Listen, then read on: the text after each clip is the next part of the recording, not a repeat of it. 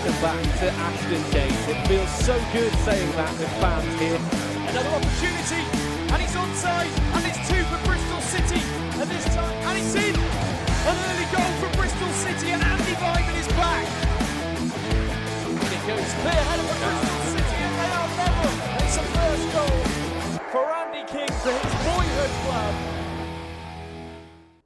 Well, good evening and welcome to Robins TV with QPR arriving in BS3 tonight for what is our first festive clash, really, of the Christmas period. We hope you all had a very Merry Christmas and hopefully the home side can deliver one final gift before the turn of the year this evening. A difficult time, of course, for football with a very congested fixture schedule, but Bristol City will need to be at their best today to stave off the attacking prowess of a QPR side looking to squeeze their way back into the playoff spots. Now, after a stellar performance last time out here on Robins TV, I'm delighted to say that joining me again today is development phase coach Trevor Chalice. Trevor, brilliant to have you along. First of all, how was your Christmas? It's been very good, thanks Toby.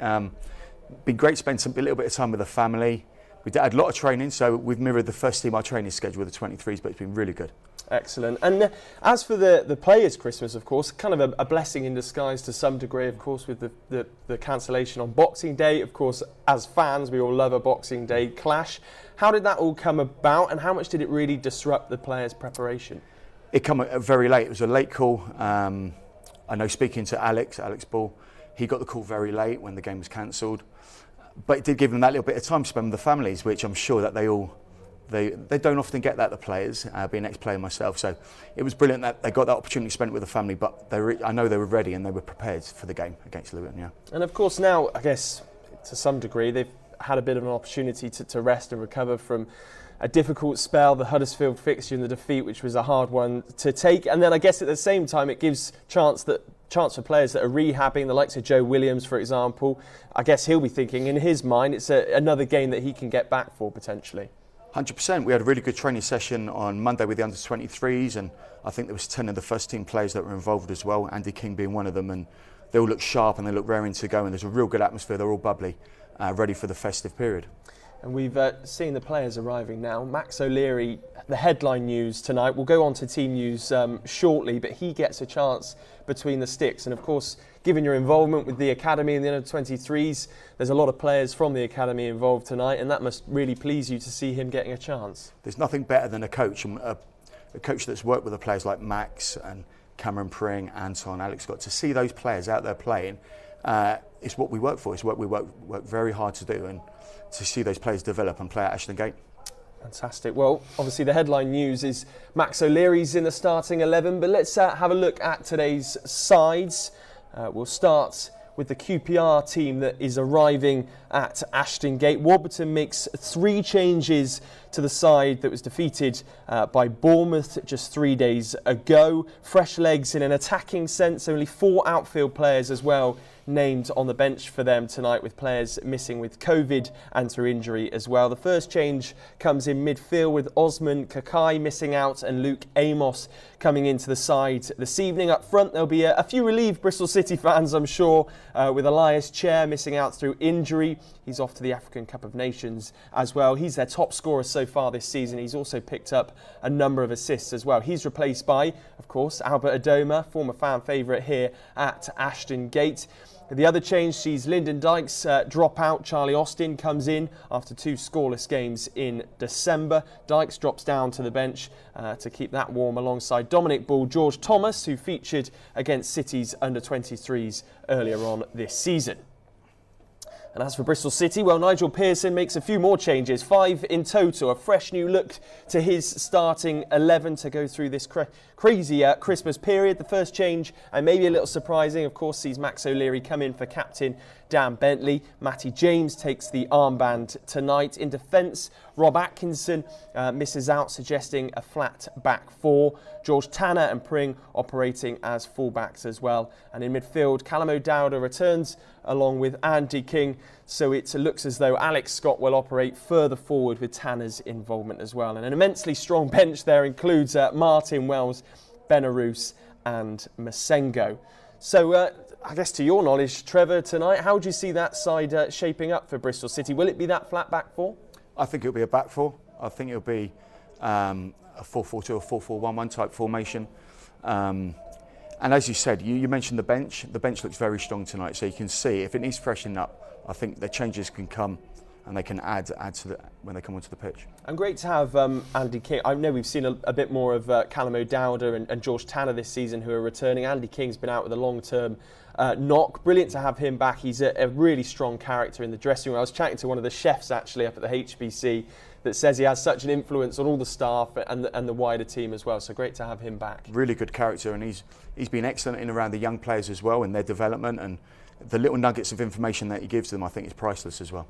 And tonight for Bristol City, the key, I guess, against Huddersfield, it felt like it was individual, small errors that could have been avoided that led to the goals going against Bristol City. In an attacking sense, we look better. So it's about cutting out those fine margins that cause the goals. That's the key tonight, I think, Toby, is cut out those errors at the back, because we are looking more threatening going forward. So it's important that I think Kingy and Matty James are going to look after the back four a little bit. But as you said, key individual mistakes need to be cut out tonight. Yeah, absolutely. Well, thank you very much, Trevor. Right, I'm sure plenty of you at home this Christmas will have been playing plenty of games with the family, and those City boys are no exception, of course, as well. So let's head up to the HPC with Jada Silva and Tyreek Backinson.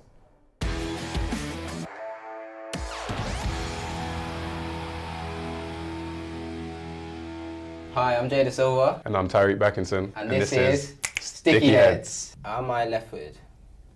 No. Am I a joker? No, he'll probably say yeah, but I'll say no. Am I a skillful player? Oh, nah, not really, no, not really. He's got a bit though. Am I a hard tackler? Yeah. Bakes? No. No. Right-footed, not that skillful. Taking a mick, mate. But he's got a bit. Yeah, he's got a bit though. Yeah. I'm going for it. Go on. Joe Williams.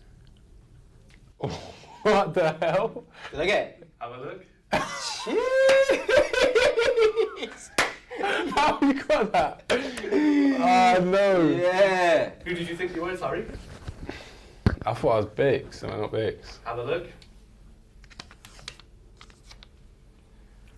Oh, that's The close. first question gave it away. Am I a joker? Okay, right.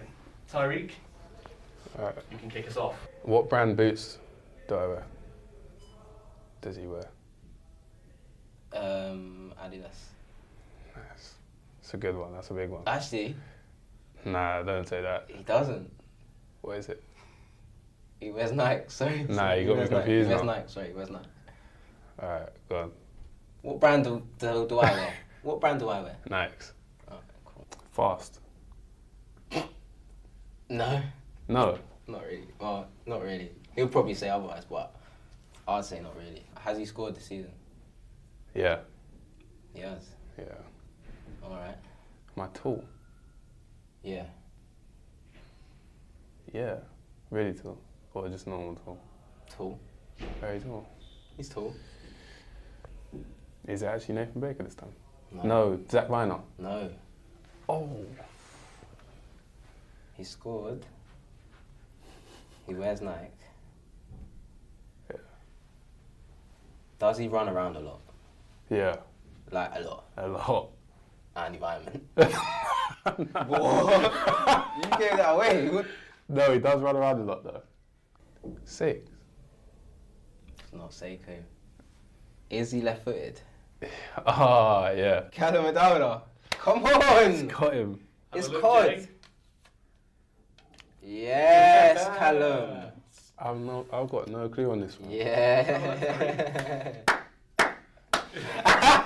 He's That's not a shambles. He's not You that can't fast. He's not that fast, guys. You can't put me on there. He's not that fast. But I'm rapid. That's what got me off. He's tall and he's not fast.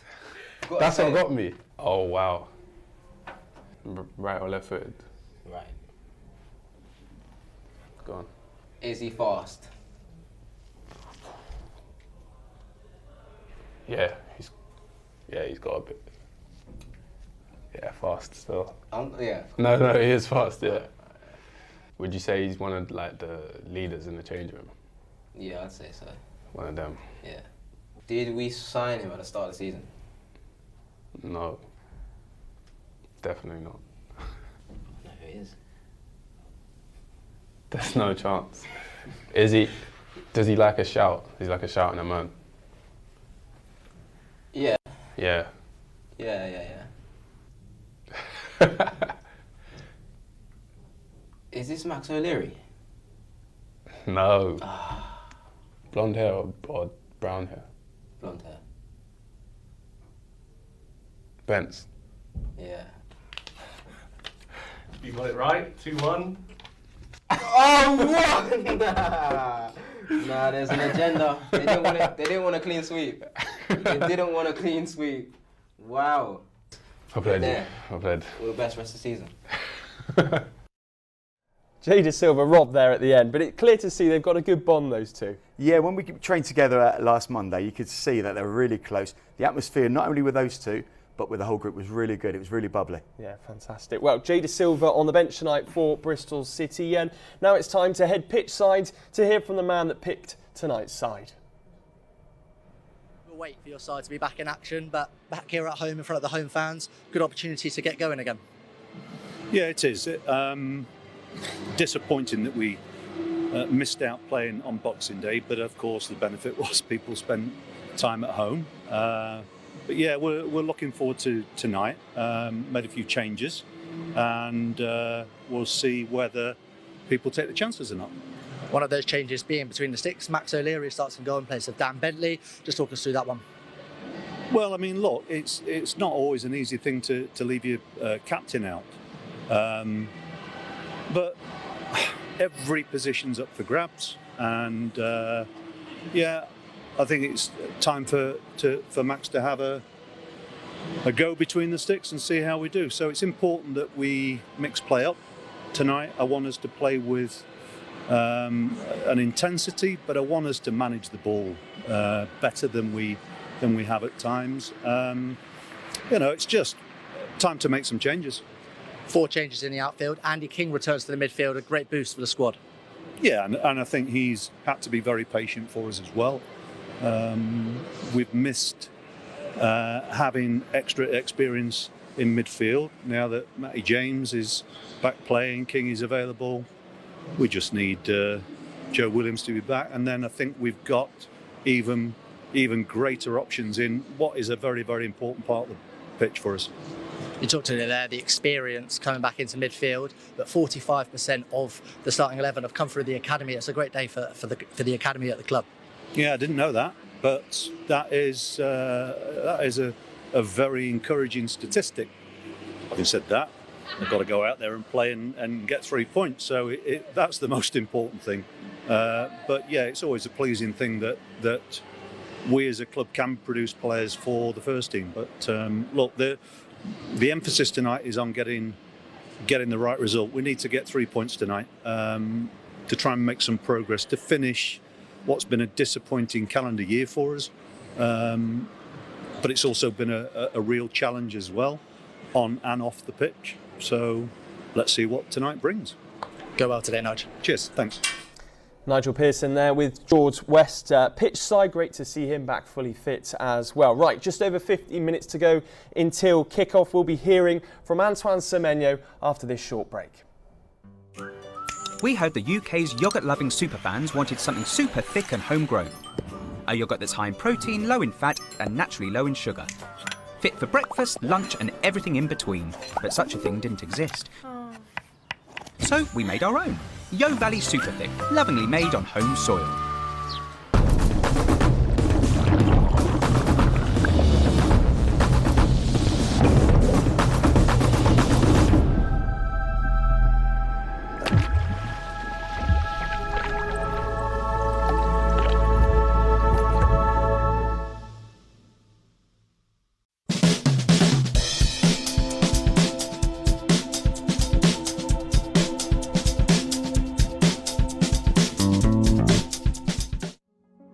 Paul Archer here from the Nexus Group. Hopefully by now you recognise our logo on the back of the lads' shorts. As a City fan and a Bristol businessman, I want to help as many companies as I can with their recruitment needs, especially as we come out of this awful pandemic and lockdown. And for any customer, new or old, that puts an order in with us before now and the beginning of next season, we'll put you in a draw to win a VIP matchday experience as guests of me and the Nexus team.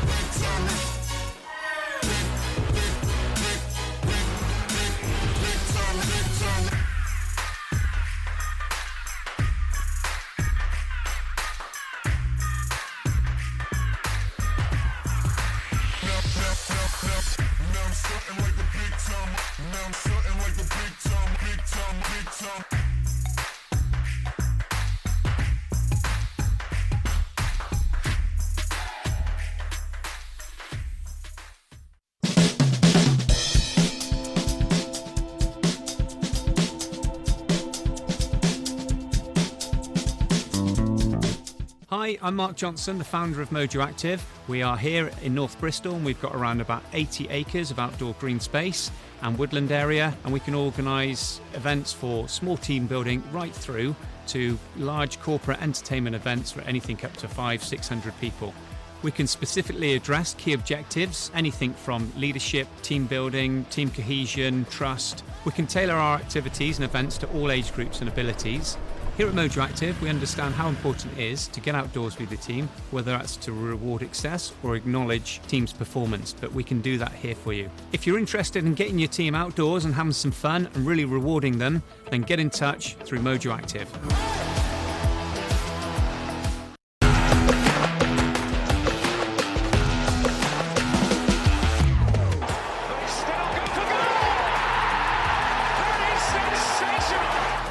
Pass. Can they find a second? They can. Bristol City double their advantage.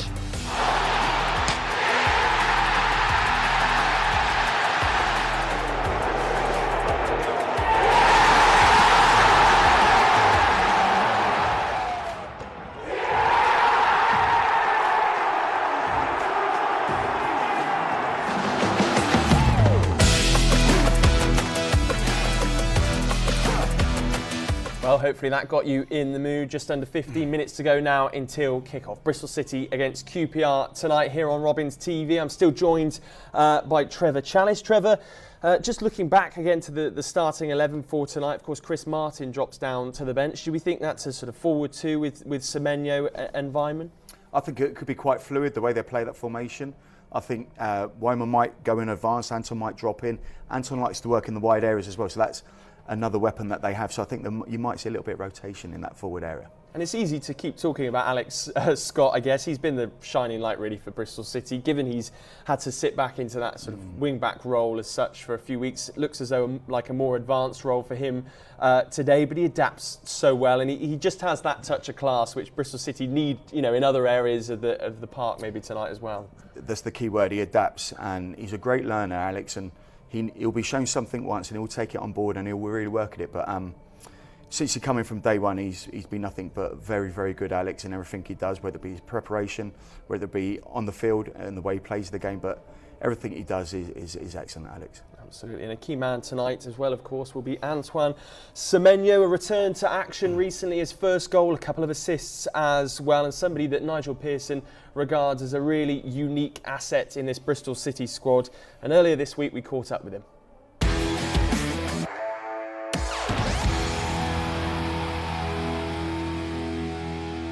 Antoine, welcome to Robins TV. How you doing? I'm good. Now, before this interview, I looked up how old you are.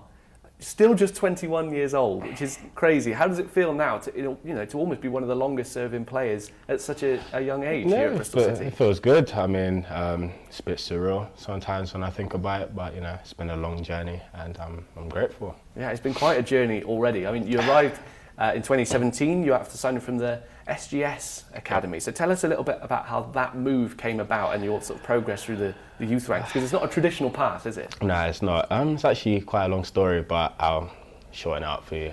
So finished school, 16, didn't play football for a year, so was just looking around for teams, and my uncle said there's an open trial, so let's go to it. Wasn't really keen about going. Went to the trial, done well, and the manager that hosted the whole trial said he's got a set up in Swindon. So moved to Swindon, paid everything for me, and played college football there for a year.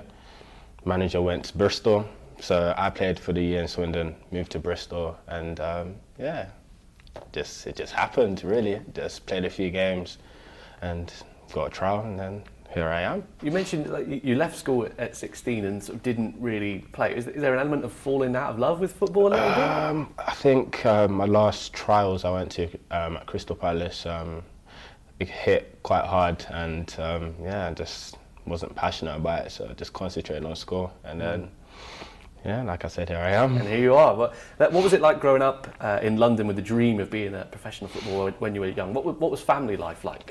Family life was good. I mean, everyone was so passionate about football. All my friends, all my family played football too. So, you know, it was all in the family. So everyone was happy when, obviously, I moved away, made sure that I was concentrating on my talent. So it was all good, all smooth. Yeah. Well, you say your family played football to a decent standard? I wouldn't say to a decent standard. just like Sunday league and stuff. Nothing too much.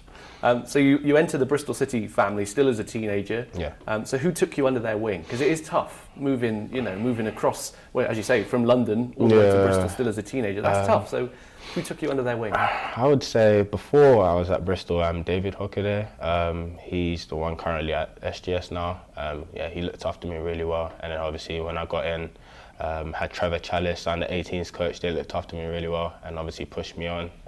Had Alex Ball as well, who's the assistant now, had him as well. So yeah, all three of them I say played a major part. And it's great as well that, as you mentioned, Trevor and Alex still here to this day, so they're still helping you come through now, aren't they, I guess? Exactly, so that's all good. Yeah, then it sort of really starts to pick up for you. You make your debut for the first team against Sheffield United. What does that feel like when the manager tells you, Antoine, get your boots on, it's time? Lee Johnson at the time, he told me a few days prior that you're going to get a few minutes, and I just so excited, got home, I said, I don't even know what to do. Just like so excited, but yeah, when the day came, bit of nerves as normal, but you know, it felt so good. Yeah, I can see, well, you're smiling. It's a great moment, right? Yeah, it felt so good, honestly.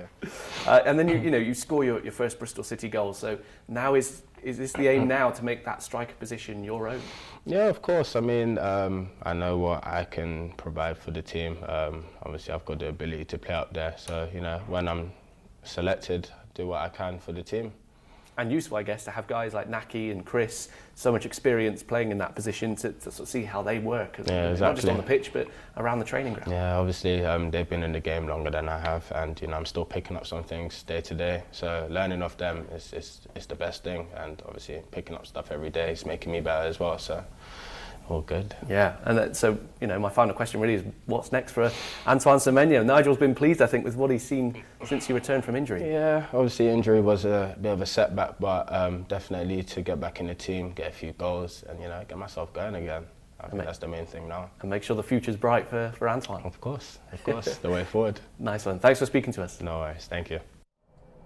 Hopefully Antoine can fire us to victory tonight. A really exciting prospect for the remainder of the season. Of course, now he's got his first goal as well. Hopefully that will give him some confidence. Yeah, he looked out in the last game, and I thought he looked powerful. He looked like he could get down the sides well. Also linking the play, I thought there was 2 or 3 parts of his game that looked really good.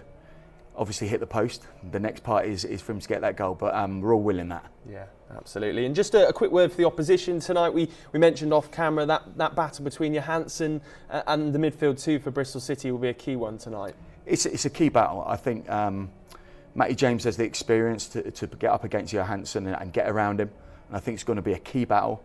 Obviously, Elias Chair not playing, I think, is a relief because he provides a lot of energy. He's a little bit like Bobby Reid for us 2 or 3 years ago, so he provides a lot of energy for them. But every time you play against QPR, you've got to play with the right intensity levels. You've got to get up against them. You've got to press them correctly and try and win the ball high up the pitch, because I think you can, where they can't, where they will give you chances, especially if you can win it high. Absolutely, fingers crossed. Right, at this point, we say goodbye to those of you that are watching our pre-match show tonight on YouTube and Facebook. Those of you that are watching domestically and overseas tonight, you can still grab your match day pass at robinstv.bcfc.co.uk. And hopefully, Bristol City, as you buy that match day pass, can come flying out the traps and put on a bit of a show for the home fans. It's